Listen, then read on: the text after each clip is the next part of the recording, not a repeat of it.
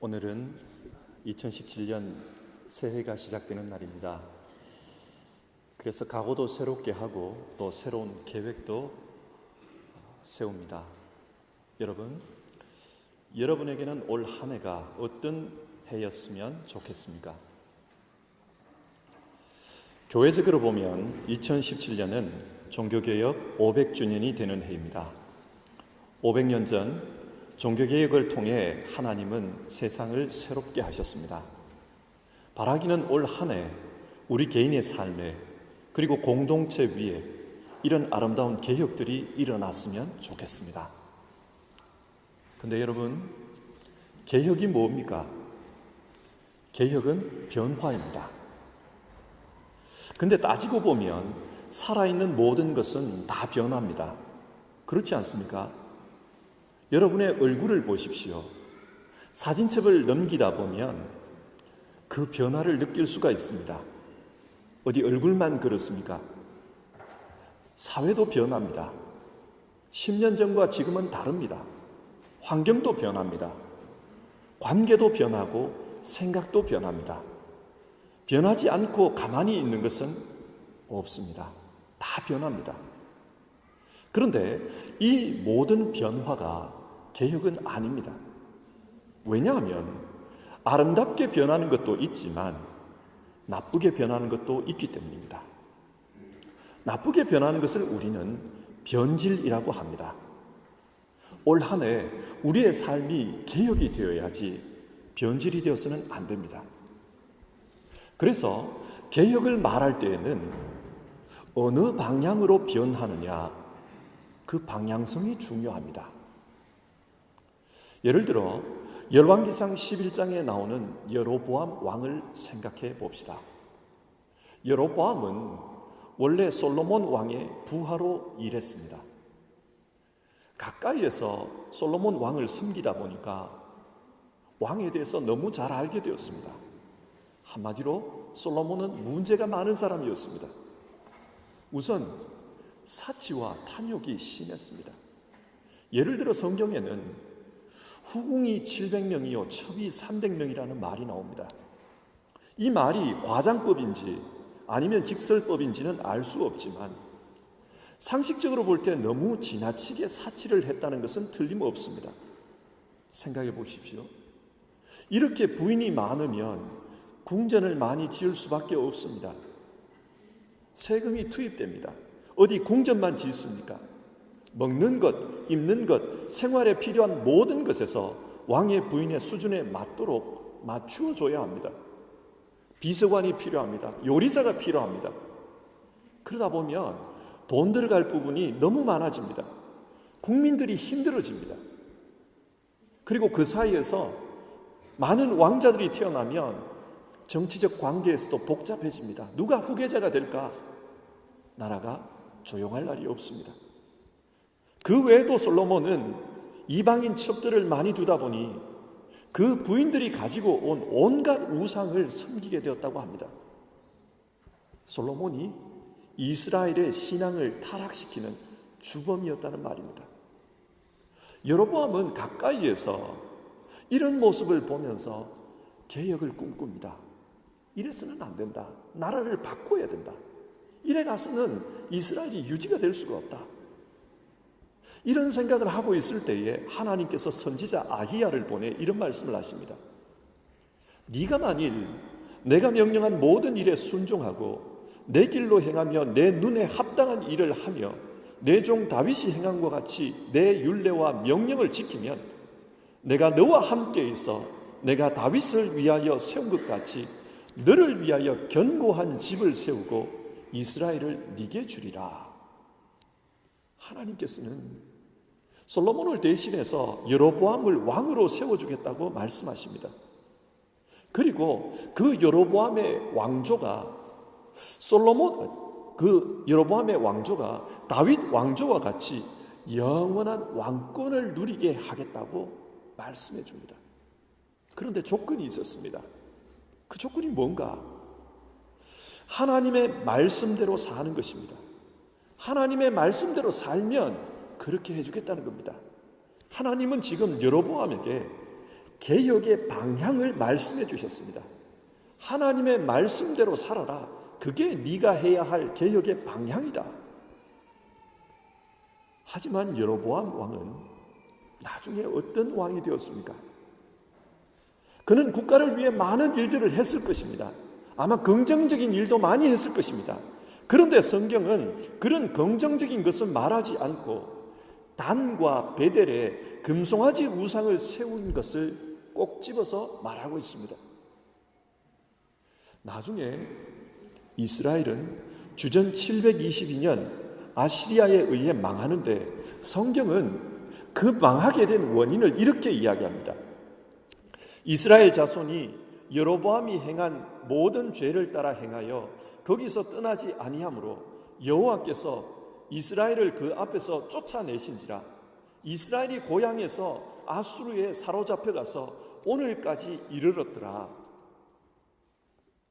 이스라엘이 망한 이유가 어디에 있다고 말합니까?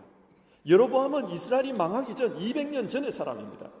그런데 이스라엘이 망한 이유가 여로보암 탓이라고 말씀합니다. 왜 그렇습니까? 변화의 방향을 잘못 정했기 때문입니다. 그 결과 여로보암은 이스라엘을 변질시키고 말았습니다. 자, 여기서 한번 생각해 봅시다. 성경이 무엇을 교훈합니까? 개혁은 단순히 뭔가를 바꾸는 것이 아닙니다. 그러면 자칫하다가 변질이 될 수도 있습니다. 개혁에서 중요한 것은 기준을 어디에 두고 또 어느 방향으로 바꾸느냐, 그것입니다. 종교개혁을 독일어로 레포마치온이라고 부릅니다. 이 말은 레, 다시, 포르, 원형. 그러니까 종교개혁은 다시 원래의 모습으로 돌아가는 것이다, 그런 뜻입니다. 500년 전 종교개혁이 일어날 당시 인문주의자들이 자주 사용했던 구호가 있었습니다. 아드 폰테스, 근원으로 돌아가자. 근원으로 돌아가자, 이 구호를 자주 사용했습니다. 종교개혁자들은 이 구호를 빌려와서 신앙의 본질로 돌아가자, 그런 주장을 했습니다. 종교개혁의 방향은 다시 본질로 돌아가는 것이었습니다. 그렇다면 여러분, 그 본질이 무엇이었습니까? 루터는 성경으로 보았습니다. 기독교의 본질은 성경에 나타난 하나님을 믿는 것이다. 루터는 그렇게 생각했습니다. 그래서 종교개혁은 성경으로 돌아가는 것이었습니다. 그러면 왜 성경이 본질, 즉 포럼, 원래의 폼입니까? 오늘 본문은 왜 성경 중심으로 신앙해야 하는지, 왜 성경이 원래의 원형인지 그 이유를 말씀해 줍니다. 첫 번째로 15절, 성경은 능히 너로 하여금 그리스도 예수 안에 있는 믿음으로 말미암아 구원에 이르는 지혜가 있게 하느니라. 성경에는 구원에 이르는 지혜가 나타나 있기 때문입니다. 16절은 모든 성경은 하나님의 감동으로 된 것으로, 그렇게 말씀합니다. 여기서 중요한 것은 감동이라는 단어입니다. 다른 데는 구원의 지혜가 없고 성경에만 구원의 지혜가 있다고 말하는 이유가 하나님의 감동 때문입니다.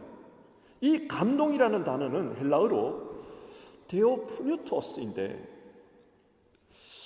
이 말은 하나님을 뜻하는 데오스라는 말과 호흡하다, 불어넣다라는 뜻의 푸네오가 결합된 단어입니다. 그러니까 감동이란 하나님께서 그의 영을 불어넣는다, 그런 뜻입니다. 예를 들어 창세기 2장 7절을 보면 하나님께서 인간을 창조하실 때 흙으로 사람을 지으시고 그 코에 생기를 불어넣었다고 하지 않습니까? 여기서 감동이라는 말과 코에 생기를 불어넣었다는 말은 같은 의미입니다. 그러니까 성경을 읽거나 듣는 사람에게 하나님의 영을 불어넣어주는 책이다, 그런 뜻입니다. 그렇기 때문에 성경을 읽거나 듣는 가운데 사람들은 그 성경 안에서 하나님을 만나는 역사가 일어납니다. 예를 들어서 요나서를 한번 생각해 봅시다. 하나님께서 요나 선지자에게 니느웨로 가서 하나님의 말씀을 선포하라고 합니다. 니느웨는 북이스라엘을 멸망시킨 아시리아의 수도입니다. 그러니까 요나의 입장에서 보면 원수입니다. 왜 그 원수에게 전하라고 하느냐? 니느웨가 너무 죄가 많아서 곧 하나님의 심판이 임할 것이기 때문에 빨리 회개하고 돌아서라는 그 말씀을 전하는 겁니다. 요나는 이게 싫었습니다. 어떻게 적들에게 회개의 기회를 주시는 것일까? 하나님은 왜 우리의 적들을 구원하시려고 하는 것일까? 요나는 그래서 하나님의 명령을 어기고 니느웨로 가지 않고 반대 방향인 다시스로 가버렸습니다. 그러나 결국 하나님은 이런 요나를 니느웨로 가도록 만들었습니다. 결과가 어떻게 되었습니까? 요나서 3장에 나오는 말씀입니다. 그 일이 니느웨 왕에게 들림에 왕이 보좌에서 일어나 왕복을 벗고 굵은 베옷을 입고 제 위에 앉으리라. 왕과 그의 대신들이 조서를 내려 니느웨에 선포하여 이르되 사람이든지 짐승이든지 다 굵은 베옷을 입을 것이요 힘써 하나님께 부르짖을 것이며 각기 악한 길과 손으로 행한 강포에서 떠날 것이라. 니느웨 사람들이 굵은 베옷을 입고 제 위에 앉았다고 합니다. 이 말씀의 뜻은 요나가 전한 하나님의 말씀을 듣고 철저하게 회개했다는 뜻입니다. 왜 그들이 회개합니까? 그 말씀 속에서 하나님을 만났기 때문입니다. 하나님께서 그 말씀을 통해 니느웨 사람들의 심령에 주의 영을 불어 넣어 주신 것입니다. 그래서 그 심령이 찔렸습니다. 그래서 사람들이 참여합니다. 이처럼 성경은 하나님의 감동으로 기록되었기 때문에 하나님의 영을 그 마음에 풀어 넣어줍니다. 사람들에게 변화를 일으킵니다. 구원에 이르도록 만듭니다. 종교개혁 당시 가톨릭 교회는 성경 외에도 구원의 길이 있다고 가르쳤습니다. 대표적인 예가 면죄부입니다. 면죄부를 사면 죄가 면제된다는 것입니다. 루터는 이 이야기를 듣고 기가 막혔습니다. 교황이 진짜 죄를 면할 수 있다면, 교황이 진짜 죄를 면제할 수 있다면 왜 지금까지 세상 사람들의 죄를 면제하지 않고 지옥에 가도록 그렇게 가만히 방치해 두었을까? 혹시 돈을 벌려고 했던 것일까? 왜 천국에 가야 한다고 그렇게 설교 때마다 말하면서 면죄부를 사지 않는 사람들에게는 지옥에 가도록 그렇게 가만히 놔두는 것일까? 루트는 그런 질문을 던집니다. 뭔 말입니까? 면죄부에 대한 그 당시 교회의 가르침이 설득력이 없다는 뜻입니다. 대신에 루터는 성경에 귀를 기울이라고 말씀합니다. 성경은 구원과 관련해서 무엇을 말하는가? 오직 의인은 믿음으로 말미암아 살리라. 구원은 면죄부를 사는 그 돈이 아니라 하나님을 믿는 믿음으로 얻습니다. 이것이 진리입니다. 그래서 루터는 오직 성경에만 구원에 이르는 지혜가 있다고 주장합니다. 오늘 우리가 성경을 가까이 해야 할 이유가 여기에 있습니다. 하나님의 감동으로 기록된 성경만이 우리에게 바른 구원의 지혜를 가르쳐 주기 때문입니다. 두 번째로 성경은 하나님의 사람을 온전하게 만듭니다. 그래서 성경 중심의 신앙을 해야 합니다. 16절과 17절입니다. 모든 성경은 하나님의 감동으로 된 것으로 교훈과 책망과 바르게 함과 의로 교육하기에 유익하니 이는 하나님의 사람으로 온전하게 하며 모든 선한 일을 행할 능력을 갖추게 하려 함이라. 성경은 하나님의 감동으로 기록된 책이기 때문에 사람을 바르게 교육할 수 있습니다. 성경을 배우면 올바른 사람이 될 수 있습니다. 온전한 사람이 될 수 있습니다. 그런데 여러분, 상식적으로 생각해 봅시다. 모든 사람은 불완전합니다. 완벽한 존재가 될 수 없습니다. 우리는 상식적으로 그것을 잘 압니다. 그렇다면 이 본문은 어떤 면에서 성경을 배우면 온전하게 된다는 뜻입니까? 성경이 말하는 온전함이란 하나님의 사람으로서 온전케 된다는 뜻입니다. 어떻게 해요? 예를 들어 생각해 봅시다. 여호수아서 1장을 보면 하나님은 모세가 죽은 후에 이스라엘 민족을 인도할 지도자로 여호수아를 세우십니다. 그때 이런 말씀을 하십니다. 오직 강하고 극히 담대하여 나의 종 모세가 네게 명한 그 율법을 다 지켜 행하고 우로나 좌로나 치우치지 말라. 그리하면 어디로 가든지 형통하리니 이 율법책을 네 입에서 떠나지 말게 하며 주야로 그것을 묵상하며 그 안에 기록된 대로 다 지켜 행하라. 그리하면 네 길이 평탄하게 될 것이며 네가 형통하리라.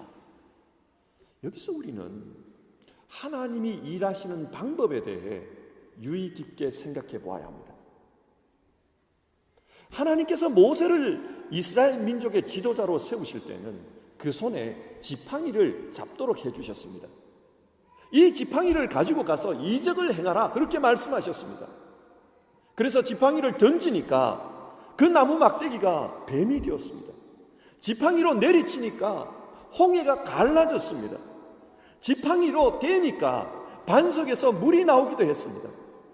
그래서 사람들은 이 신기한 지팡이를 하나님의 지팡이라고 불렀습니다. 이 지팡이를 통해 이적이 일어나도록 했습니다. 그런데 여호수아에게는 하나님께서 어떤 물증도 주지 않았습니다. 단지 너는 율법을 지켜 좌로나 우로나 치우치지 말라 그런 부탁을 했습니다. 여러분, 왜 이렇게 하셨을까요? 왜 모세에게는 지팡이를 주셨고 여호수아에게는 단지 성경을 열심히 읽으라 이 말씀을 하셨을까요? 모세 당시에 이스라엘 백성들은 하나님을 몰랐습니다.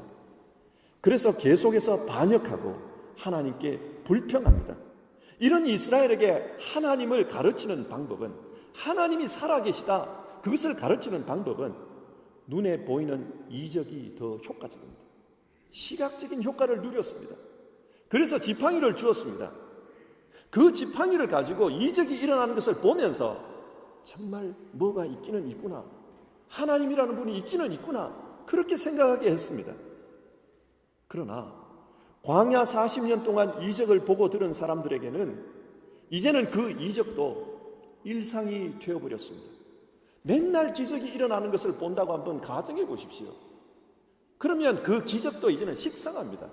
아무런 자극이 되지 않습니다. 신비감이 없습니다. 그래서 하나님께서는 여호수아를 부르면서 이적이 아니라 말씀으로 일하기를 원하십니다. 비교해서 한번 생각해 봅시다.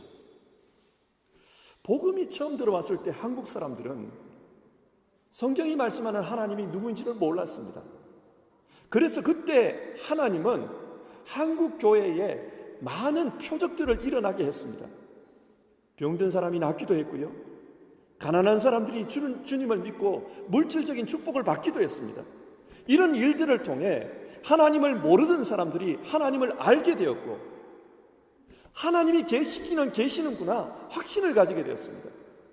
그러면서 많은 사람들이 교회로 몰려왔습니다. 교회가 양적으로 크게 부흥을 했습니다. 그러나 시간이 흐르면서 이런 신앙이 점점 변질되는 것을 봅니다. 기복주의로 변질되어 갑니다. 물질을 얻고 복을 받기 위해 하나님 앞에 나아옵니다. 이때 하나님께서 제시할 수 있는 카드는 더 이상 기적이 아닙니다. 말씀을 통해 하나님을 알아가라는 것입니다. 이젠 양적인 성장이 아니라 질적인 성숙이 필요할 때니까 기적이 아니라 말씀이라는 겁니다. 그 말씀을 읽고 그 말씀 속에서 하나님을 만나야, 그래야 인격이 달라지고 삶이 달라지는 것입니다. 이게 온전해지는 길이라는 거예요. 그래서 하나님은 출애굽 2세대 지도자인 여호수아에게 지팡이를 주지 않고 말씀을 묵상하라고 말씀하셨습니다. 말씀을 묵상한다 이 말이 참 재밌는 말이에요. 아마 집에서 강아지를 기르는 분들은 잘 알 겁니다. 개껌이라는 게 있어요. 꼭 뼈다귀처럼 생긴 건데 실제로는 뼈다귀가 아닙니다. 근데 그걸 던져주면은 개들이 자기 집에 들어가서 계속 그걸 물고 뜯어요. 그럼 먹어도 무슨 배가 부르지도 않은데 계속 그걸 핥고 물고 뜯고 그렇게 합니다. 개들이 물고 뜯는 요 장면, 이게 바로 묵상이라는 말의 뜻입니다. 히브리어에서의 묵상은 그런 뜻입니다. 그러니까 하나님의 말씀을 읽고 물고 뜯고 생각하고 또 기다리고 또 생각하고 그렇게 하라는 것입니다. 그러면 그 말씀 속에서 무엇이 참이고 무엇이 거짓인지를 깨달을 수 있다는 겁니다. 그리고 그 속에서 살아계신 하나님의 뜻을 만나게 됩니다. 그리고 그 속에서 하나님의 성품을 알아가게 됩니다. 그렇게 하나님을 알아가는 과정 중에 신앙적으로 성숙하게 됩니다. 하나님께서는 이젠 그렇게 하나님을 만나라고 말씀하는 겁니다. 성경은 하나님의 말씀을 통해 자라갈 수 있다고 합니다. 어디까지 자라갈 수 있는가? 기준은 예수 그리스도입니다. 너희는 하나님의 아들을 믿는 것과 아는 일에 하나가 되어 온전한 사람을 이루어 그리스도의 장성한 분량이 충만한 때까지 이르리니 그리스도에게까지 자라가라고 말씀합니다. 그런데 여기서 이런 질문을 해봅니다. 성경을 잘 알아도 잘 안 변하던데요. 이런 질문을 해볼 수 있습니다. 요즘은 성경을 잘 아는 사람들이 참 많습니다. 그런데 현실적으로 볼 때 성경을 잘 알지만 하나님을 잘 믿지 않는 사람도 많습니다. 그리고 하나님을 믿는다고 하지만 그 삶이 덕이 안 되는 사람도 많습니다. 앞에서 말씀드린 것처럼 성경은 구원에 이르는 지혜를 가르치고 또 사람을 온전케 할 수 있다는데 왜 성경을 읽지만 성경을 잘 알지만 이런 현상이 나타날까요? 하나님을 믿지도 않고 왜 덕이 안 될까요? 양승은 목사님이 쓴 책에 이런 이야기가 나옵니다. 미국의 아주 유명한 신학자인 하워드 핸드릭스라는 분이 있습니다. 이분이 전도사 시절에 어떤 교회에서 아동부를 지도했다고 합니다. 이분이 지도한 아동 중에는 600개의 성경 구절을 외우는 대단한 아이가 있었습니다. 성경 구절을 600개나 암송을 했습니다. 그래서 그 아이에게 성경이 정확하게 생각나지 않아도 어떤 이야기만 하면 그 구절을 정확하게 외워주는 그런 신통력이 있었습니다.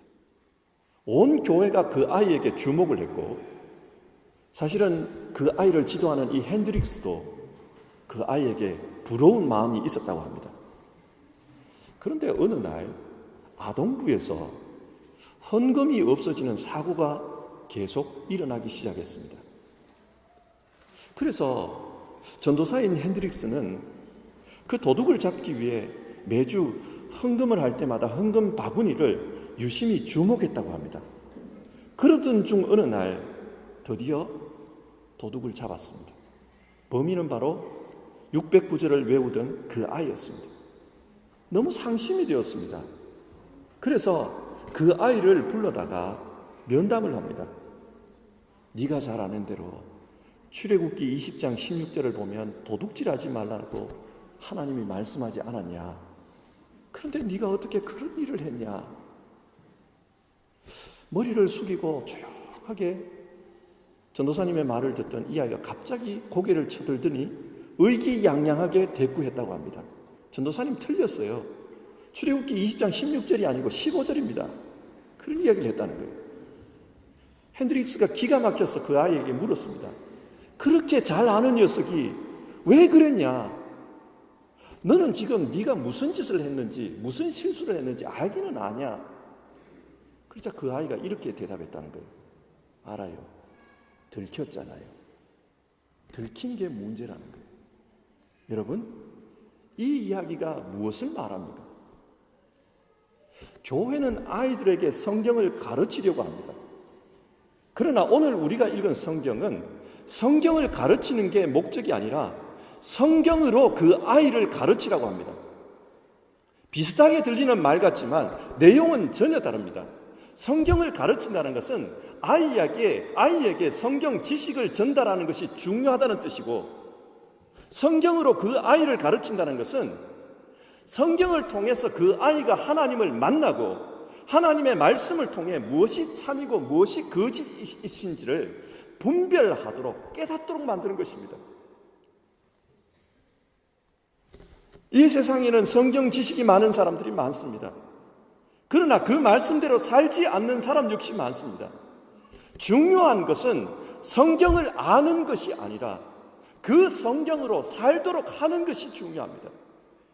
그래서 오늘 성경이 우리에게 말씀하는 것은 그리스도의 장성한 분량에 이르기까지, 그럴 때까지 자기 몸 안에서, 자기 삶 안에서 하나님의 말씀과 씨름하면서 하나님을 체험하도록 하라는 겁니다.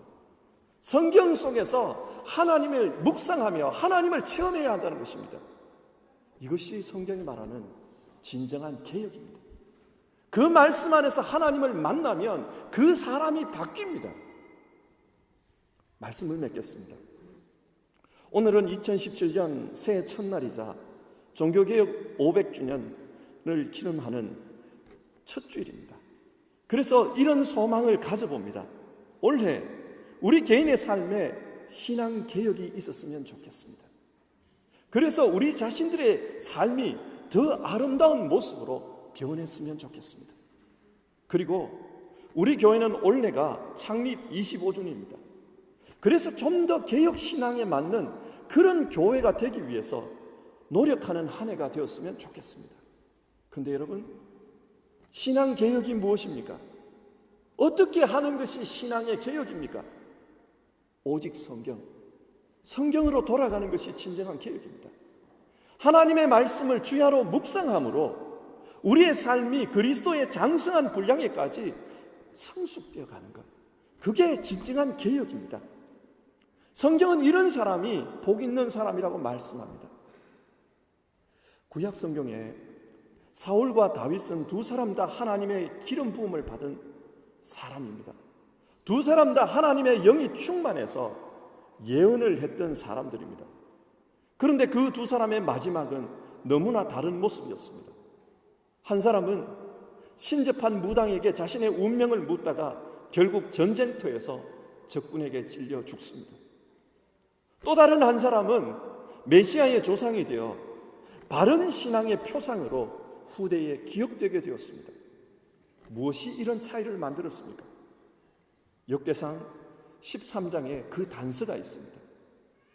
다윗이 모든 지휘관과 더불어 의논하고 이스라엘의 온 회중에게 이르되, 만일 너희가 좋게 여기고 또 이것이 하나님으로 말미암았으면 우리가 우리 하나님의 궤를 우리에게로 옮겨오자. 사울 때에는 우리가 궤 앞에서 묻지 아니하였느니라 하매 뭇 백성의 눈이 이 일을 좋게 여김으로 온 회중이 그대로 행하겠다 한지라. 사울의 때에는 하나님의 말씀 앞에서 하나님께 묻지 않았습니다.